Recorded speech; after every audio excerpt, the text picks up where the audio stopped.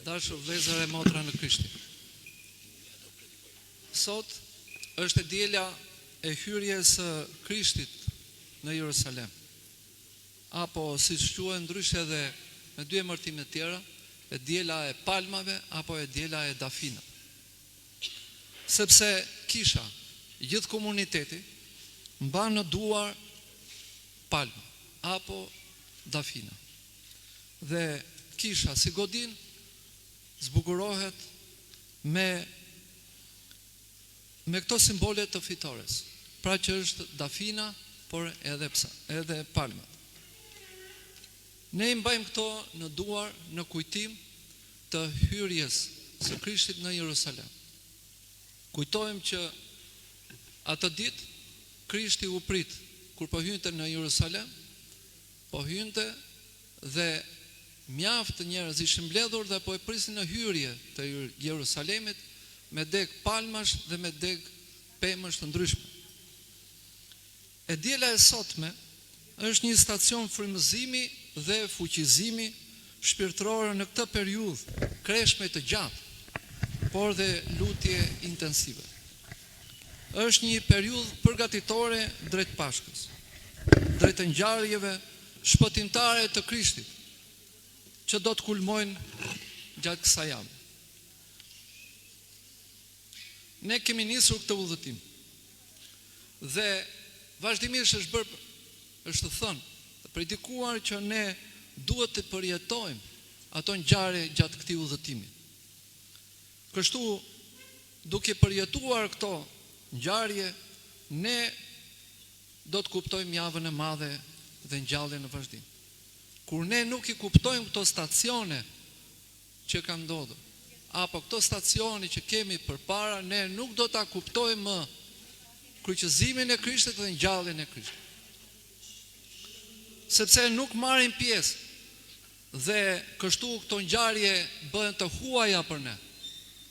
Ngjarje që kanë lidhje vetëm me referencë historike, dikur kanë ndodhur për disa persona, për një popull, apo edhe në shekuj më përpara për prindrit, gjyshrit tanë, paraarsit tanë, por ne gjendemi shumë të huaj përpara këtyre ngjarjeve. E pikërisht sekreti është ky, që ne nuk po i jetojmë si ngjarjet tona personale këto që po ndodhin. Prandaj edhe dita e sotme, hyrja e Krishtit në Jerusalem, duhet përjetohet si një ngjarje personale. Ne kemi nisur këtë udhëtim që të ecim bashkë me Krishtin dhe me nxënësit e tij. Si kemi nisur?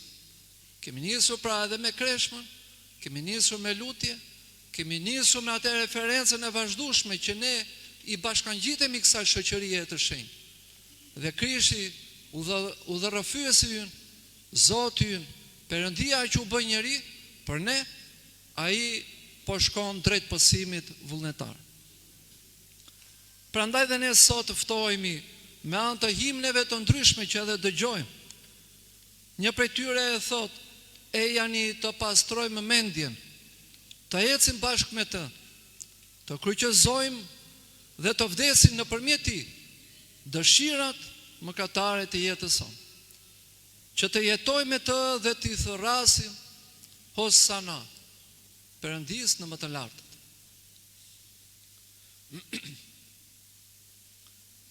Mjaft tropare dëgjuam në shërbesën e mëngjesit. Janë tropare pra himne ku lavdërohet Perëndia për këtë hyrje tashmë që po i bëhet nga populli. Krishti tani prezantohet sipas historisë pra në Jerusalem. Por ai prezantohet si një jo vetëm ai person që i fliste popullit, ai që bënte mrekulli, ai që e udhëhiqte popullin me fjalët e tij. Por një ditë më përpara, populli kishte dëgjuar që ky ngjalli Llazarin, kushëririn e tij. Por ai si kushëri ishte një person edhe shprestar, por që kishte ndruar jetë prej 4 ditësh më përpara.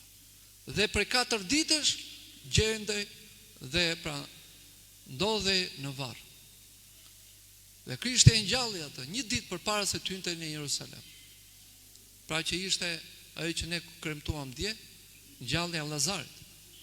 Dhe shikoni se si kish ne mbajmë dhe linjën historike në vazhdim. Kështu që duke u referuar tani historisë që Krishti prezantohet dhe po hyn në Jerusalem, një pjesë e popullit ishin kaq të interesuar që kush është ky që ngjalli Llazarin. Por ndoshta kishte dëgjuar dhe për ngjallje të tjera dhe për mrekulli të tjera. Por ajo që bënte akoma dhe më kureshtar ishte se Llazari i ngjallur ishte bashkë me të, duke hyrë bashkë me Krishtin në Jerusalem. Kishin dëgjuar dhe një pjesë e kishin vajtuar disa ditë më përpara. Apo një pjesë ishin dhe ata që morën pjesë në ngjalljen e Llazarit, kur Krishti tha, ngriu Llazar, dil jashtë. Dhe ata e panë të lidhur komplet, siç e kishin vënë me qefin, e kishin nxjerr dhe doli vetë dhe nuk e nxorri dikush nga varri. Po kishte bërë një çudi shumë të madhe kjo tek populli. Dhe prandaj ata gjenë edhe më tepër arsye për të qenë prezent aty në hyrjen e Krishtit në Jerusalem.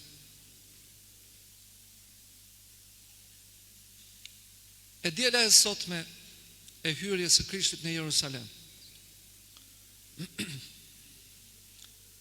na tregon që pjesa ungjillore që u lexua na tregon që Krishti ndodhej pak përpara se të hynte në Jerusalem, ndodhej në një qytet më lart ose një krain më lart, në atë të Galiles. Por historia e sotme tregon dy ngjarje.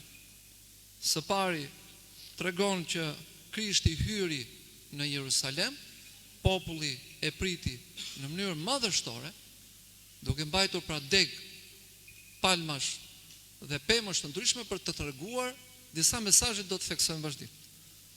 Por njëkohësisht kemi edhe disa persona që mërziten për këtë hyrje. Megjithatë, lidhja është kjo. Krishti pak më përpara ishte në veri të Jerusalemit, në krainën e Galiles. Ishte bërë tashmë mjaft i njohur atje, por edhe më poshtë dhe për shumë mrekulli dhe fjalët që kishte thënë. Por edhe në Jerusalem po kështu. Ndërkohë, kishte marrë vesh që Jerusalemi nuk ishte më i sigurt për këtë, sepse kryepriftërinjt hebrenj të asaj kohe po planifikonin diçka dhe ishin shumë mërzitur ndaj atij. Kështu që në veri, pra në zonën e Galiles, mund themi që Krishti ndodhej i pa rrezikuar, shumë i sigurt.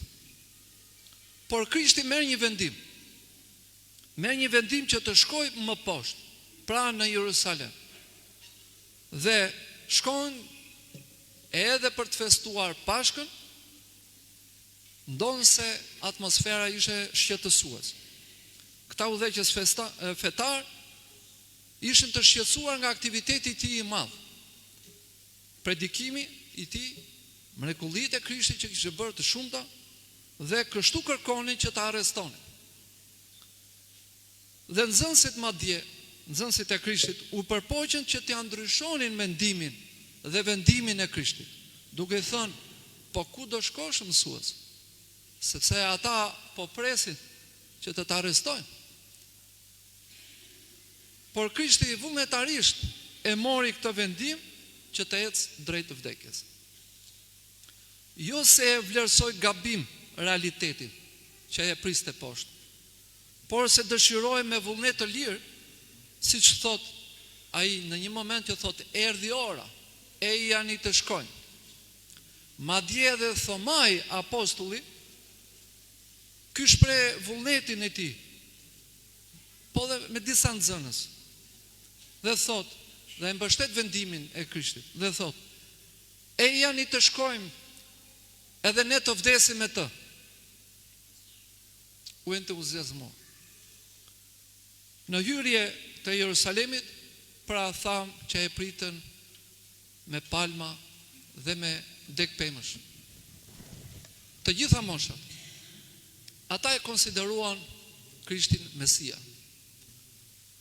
Sepse kishte kryer dhe mrekulli, por kishte shëruar shumë, dhe filluan ta thërrisni Hosana, biri i Davidit. Dim që nga Davidi do të vinte Mesia, ai që do të shpëtonte Izraelin. Por një pjesë e konsideronte do ta shpëtonte Izraelin nga pushtimi romak. Por Mesia nuk i përket kësaj bote. Preardhja nga Davidi, ai shpëtimtar do ta çlironte Izraelin nga mëkati. Shikojmë se si ishte bërë një keq interpretim fjalëve profetike të dhjatës së vjetër. Megjithatë, shumë njerëz e ndjekin pas Krishtin.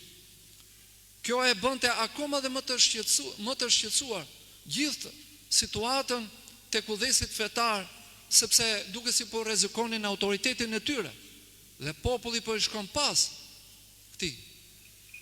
Kështu e konsideron.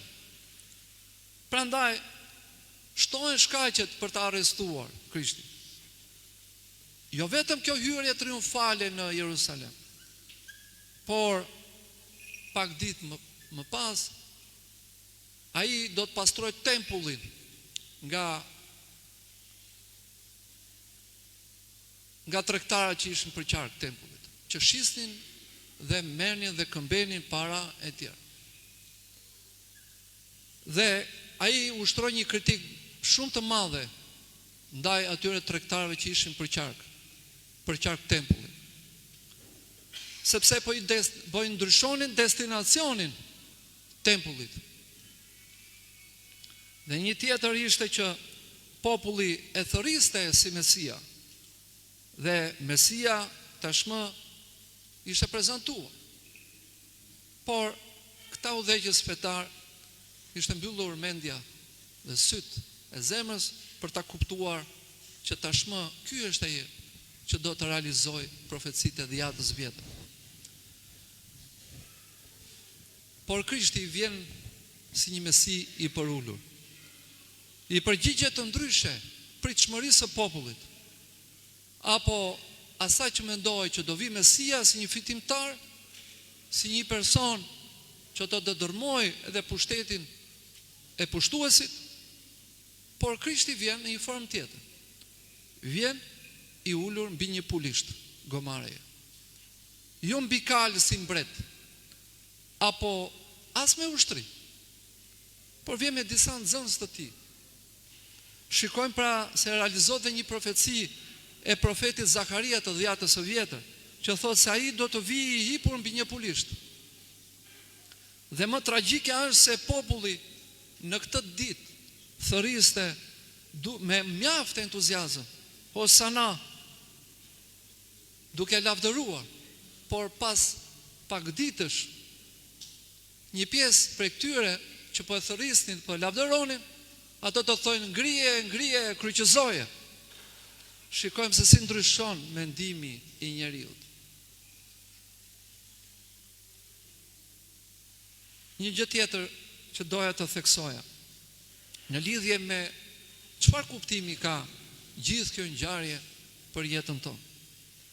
Patjetër me mënyrën e jetesës sonë. Njeriu i përditshëm dhe turma e parësimuar, këta tërhiqen lehtë nga thirrjet fetare dhe fanatizohen dhe mbeten në errësirë. Nxënësit kishin predispozicionin e mirë. Ata kishin nevojë për një përtëritje shpirtërore. Mirë po, ndodhen edhe në një mëdyshje. Ka një frikë. Prandaj u nevojite që të kapërcenin veten e tyre dhe frikën.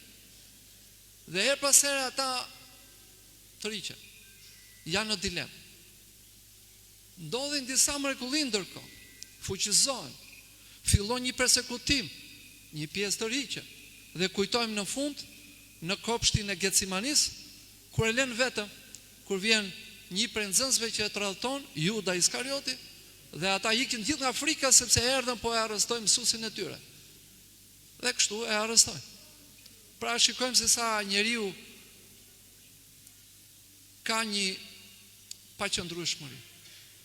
Ne si besimtarë ftohemi që ta themelojmë mirë besimin tonë, sepse ne besojmë konkretisht. Prandaj, ftohemi që të jemi njerëz të paqshëm dhe të butë. Ftohemi që të themelojmë mirë besimin tonë. Të jemi me Krishtin, ta dëgjojmë Krishtin. Jemi duke ndjekur Krishtin, por jemi edhe duke ecur me Krishtin. Kështu që besimi ynë është i prekshëm. Gjithë ato stoli të tjera që ne i vendosim kësaj esence dhe bërthamet besimit ton, themi palmat, vezët e kuqe, apo gjërat të tjera që ne e shoqërojmë besimin ton, janë një lloj nuance për ta zgjeruar dhe për ta bërë edhe më të bukur thelbin e besimit ton. Por nuk janë gjithçka. Prandaj dhe këmbgulëm sot që do marrim dafina për ata që janë prezent këtu. Dafina do t'i jepen atyre që kanë ardhur për të lavdëruar Perëndin, jo për ta marrë, ta çojnë në një kon apo për ta gatuar madje. Ka dhe këtë lloj variantesh. Prandaj ne vim, marrim dafinën sepse i bashkohemi kësaj që kemi shpjeguar deri tani. Pra një dafin e hequr me njan, mund ta merrni shumë bukur edhe në përdegët e shtëpive dhe gatojeni dhe mbajeni tek ikonat siç mendon. Por ka një kuptim se jepet në kish. Apo dhe borxoloku që japim kur themi që është ditën e kryqit. Apo lule të tjera. Prandaj të gjitha këto nuk janë gjë tjetër vetë se japin edhe zbukurimin, por i japin edhe një përmas tjetër simbolike asaj esencës, bërthamës besimit tonë. Ne vim për të lavdëruar Perëndin. Ne vim për këtë gjë. Të miqësohemi me njëri tjetrin, të këndojmë gjithë së bashku në emër të Zotit, në udhëheqjen e korit apo dhe të psalmeve. Lavdi Zotit që ne jemi ndriçuar dhe paraardhësit tanë na e kanë lënë, na e kanë përgatitur terrenin që të ecim në këtë rrugë. Por duhet jemi edhe të hapur të pranojmë dhe të tjerët të vinë në këtë rrugë. Por duhet jemi ne të dashur. Duhet jemi ne që të hapim rrugën për të tjerët, që nuk e mundën dot, ose paraardhësit nuk kishin të këtij besimi, apo paraardhësit nuk i ftuan dot ose nuk ja përgatitën këtë rrugë. Ne jemi ata që duhet t'i ndriçojmë dhe t'i japim dashurinë, që t'i ftojmë në këtë adhurim të përbashkët. Java e madhe që nisim tani është një javë që tërheq shumë njerëz për bekim, për shenjtërim. Duan të jetojnë gjithë me këtë ndjenjë. Jemi ne që duhet të jemi krip për ata. Duhet të jemi dritë për ata. Duhet të bëjmë rrugë për ata që të vinë. Kështu që shtohen besimtarët, por shtohen ata që po lavdërojnë dhe po kuptojnë Mesian që erdhi tek ne. Prandaj, me këtë frymë, le ta presim gjithë javën e madhe, në mënyrë që edhe ne, bashkë me nxënësit e Krishtit, të ndjekim Krishtin në vazhdim.